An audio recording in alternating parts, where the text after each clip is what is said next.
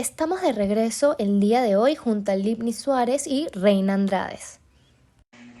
Es así, Victoria, pero el día de hoy estaremos hablando de un tema diferente. Vamos a explicar un poco diversas teorías comunicativas e ideológicas.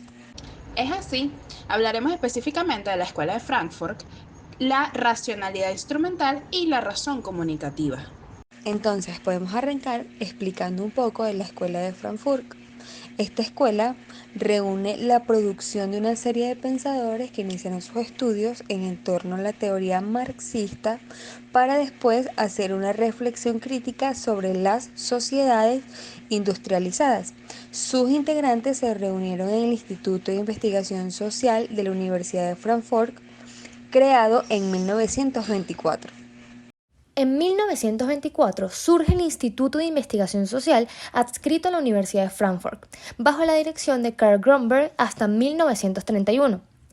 En este centro de investigación, orientación marxista, se forman los filósofos que, en la década de los 60, pasarían a denominarse como la Escuela de Frankfurt.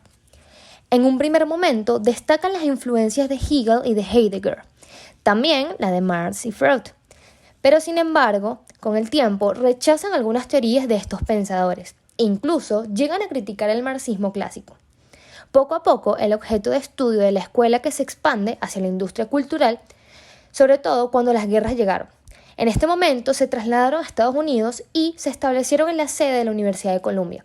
Cuando esta llegó a su fin, regresaron nuevamente a su casa original en Alemania. Teniendo claro dónde surge esta escuela, podemos hablar de qué objetivos tenía la misma. La Escuela de Frankfurt se centra en dos intereses principales. Por un lado, pretende realizar una crítica a las sociedades industriales desarrolladas. Este análisis va a ser interdisciplinario, pues abarca no solo un aspecto político, sino también económico y el de las industrias culturales. En una primera etapa se realiza una reformulación del marxismo, bajo un nuevo paradigma y con una reflexión de la sociedad y los procesos que la conforman. Más tarde, tras la Segunda Guerra Mundial, entre los temas de intereses de la escuela aparece la influencia de los medios de comunicación en la sociedad. Al mismo tiempo, se pone en evidencia la libertad individual en las sociedades democráticas. Así es, los integrantes de la escuela pretenden desarrollar una sociedad de individuos conscientes y de espíritu crítico. Para ello, se comprometen en la denuncia de toda forma de opresión vigente en las sociedades modernas, ya sean socialistas o capitalistas. Por otro lado, critican la concepción del conocimiento anterior y pretenden romper con la teoría tradicional. Para ello, denominan a esta nueva forma como teoría crítica. Acá se empieza a mencionar un tema de mucha importancia, que es la teoría crítica. Este se puede definir como la doctrina que se desarrolla en la Escuela de Frankfurt por un grupo de pensadores y que en cierto modo viene a oponerse a la teoría tradicional. Uno de los escritos que hablan sobre las diferencias entre ambas teorías es el ensayo que publicó Horkheimer, que se llamó Teoría tradicional y teoría crítica, publicado en el año 1937, donde este cuestionaba, entre otras cosas, la pretensión de neutralidad de la teoría tradicional. Mientras que la teoría tradicional intenta aportar una descripción abstracta del mundo, ajeno totalmente a la realidad, la teoría crítica busca un análisis del desenmascaramiento de ideologías y la transformación del mundo. Así, estos son algunos de los rasgos generales de esta teoría crítica. Los filósofos de la teoría crítica defienden que no existe la imparcialidad. Es decir, a pesar de la posible fachada de objetividad que defiende la teoría tradicional, esto no es más que una apariencia que en realidad esconde intereses ideológicos. No acata el principio de no valoración y objetividad, defendiendo anteriormente en la teoría tradicional. Al contrario, busca la emancipación del ser humano que lo conduzca a la praxis liberadora. Y por último, tenemos que todo conocimiento está determinado por intersecciones históricas, sociales y económicas. Es decir, una teoría no puede ser ajena al contexto social, histórico o económico del que ha surgido. La escuela de Marfot suele clasificarse en dos e incluso hasta en tres generaciones. Estos son algunos de los investigadores más representativos de la primera y la segunda generación. En la primera generación se cuenta con los autores como Max Horkheimer, Theodor Adorno, Herbert Marcuse y Erich Fromm. En la segunda generación se encuentra el autor y filósofo Jürgen Habermas. Con la entrada del filósofo Jürgen Habermas empezamos a desarrollar el segundo tema importante, la razón comunicativa. Jürgen Habermas es un filósofo alemán enmarcado dentro de la denominada como segunda generación de la Escuela de Frankfurt. Colaboró con el Instituto de la Investigación Social y fue ayudante de Adorno. También trató de desarrollar una teoría crítica para someter a análisis a las sociedades capitalistas desarrolladas.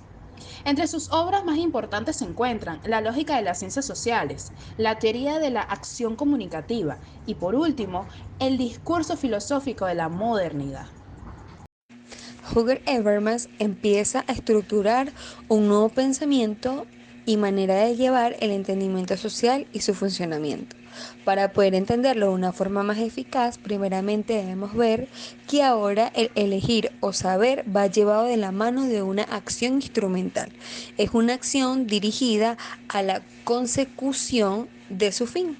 Se rige por las reglas técnicas obtenidas a partir de un saber empírico. Es por ello que divido los intereses o la estructura de entendimiento en 3 puntos importantes. Primero tenemos al técnico. Es aquello que se basa en el trabajo, en buscar, en indagar sobre algo, tener una definición sobre algún tema o alguna ideología. Posterior a este tenemos la práctica o la praxis, que se basa en entender esas definiciones, conceptos o las acciones que se pueden ver plasmadas en la teoría. Se encarga de profundizar y analizar con el carácter ideológico de cada individuo. Este hace referencia a la relación social. Busca una síntesis donde pueda confiar los dos intereses. Y por último está la crítica. En este punto, donde el ser tiene la capacidad de indagar y conocer, puede salir de los patrones conocidos y empezar a decidir por sí mismo. Empieza a romper con los patrones o simbolismos que se plasman y empieza a decidir por su propio raciocinio. Se genera un propio interés crítico. Sumando lo que dices, Reina, también se ve un enlace entre la acción técnica y a partir de esta la acción comunicativa, que es una interacción que define esperanzas del comportamiento y deben ser reconocidas por 2 conceptos actuales. Se sustenta de diálogo y el entendimiento. Entendemos con acción comunicativa con lo que hemos explicado como una nueva ética política para generar la verdad a través del raciocinio. Luego de haber explicado nuestros 2 primeros puntos, podemos desarrollar nuestro último, que es la racionalidad instrumental. La racionalidad instrumental es un término que se refiere a la capacidad de los individuos para tomar decisiones racionales para lograr sus objetivos. Este enfoque se basa en la idea de que las personas actúan racionalmente, eligiendo los medios más eficaces para alcanzar sus objetivos.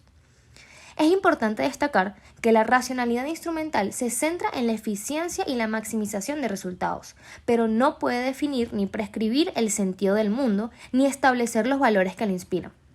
La ciencia y la tecnología, por ejemplo, pueden calcular los efectos de las acciones, pero no pueden establecer los valores que dan sentido a la vida. La racionalidad instrumental se originó a partir de la teoría de la acción racional de Max Weber, que sostenía que las personas toman decisiones basándose en una evaluación cuidadosa de los costos y beneficios de varias alternativas. Esta perspectiva se ha ampliado y desarrollado en la teoría económica y otras disciplinas como la psicología, sociología y filosofía. El desenlace de la racionalidad instrumental es compleja. Por un lado, la racionalidad instrumental se ha extendido en todos los ámbitos de la vida moderna, incluyendo la organización del trabajo y la conducción de la vida social, permitiendo la eficiencia y la maximización de los resultados en diversas áreas. La racionalidad instrumental también ha sido objeto de críticas y debates en diversos campos científicos. Algunos sostienen que las personas no siempre se comportan de una forma completamente racional, porque pueden verse influenciadas por factores emocionales, sociales o incluso cognitivos. Además, se ha cuestionado si maximizar la utilidad es el único objetivo que tienen las personas al tomar decisiones, ya que también puede considerar las consideraciones éticas, morales o sociales. Algunos de los beneficios de la racionalidad instrumental incluyen la toma de decisiones informadas. La racionalidad instrumental permite a las personas tomar decisiones basadas en una evaluación cuidadosa de costos y beneficios, lo que puede conducir a decisiones más informadas y racionales. Número 2. Eficiencia en las decisiones. Cuando los costos y beneficios se sopensan cuidadosamente, la razón instrumental puede conducir a decisiones más eficientes que maximicen los resultados deseados con los recursos disponibles. Número 3. Presiden el comportamiento. La teoría instrumental de la racionalidad puede ayudar a predecir el comportamiento de las personas en diversas situaciones, lo que es útil para comprender y planificar acciones futuras. Aplicación en diversos campos. La racionalidad instrumental ha sido aplicada en diversos campos, lo que ha permitido una mejor comprensión del comportamiento humano en contextos económicos, sociales, psicológicos y filosóficos. Por último, mejor bienestar. Al tomar decisiones basadas en una evaluación cuidadosa de costos y beneficios, la razón instrumental puede contribuir a mejorar el bienestar individual y colectivo al buscar maximizar los resultados positivos y minimizar los resultados negativos. Luego de haber desarrollado y explicado nuestros 3 temas que, aunque pueden tener manejos o fines diferentes, se entrelazan en un fin común: el entendimiento y progreso a nivel de estructura social y en sociedad. Cómo el tiempo ha ido evolucionando y variando su estructura, dándole una importancia a temas como la comunicación, el pensamiento o el entendimiento para el manejo de estructuras mucho más grandes, esas estructuras que hoy en día rigen y dominan. Es así, Victoria. Bueno, los despedimos con nuestra explicación de la Escuela de Frankfurt, donde desarrollamos diversos temas de la sociología junto a la comunicación. Mencionamos nuestros créditos especiales.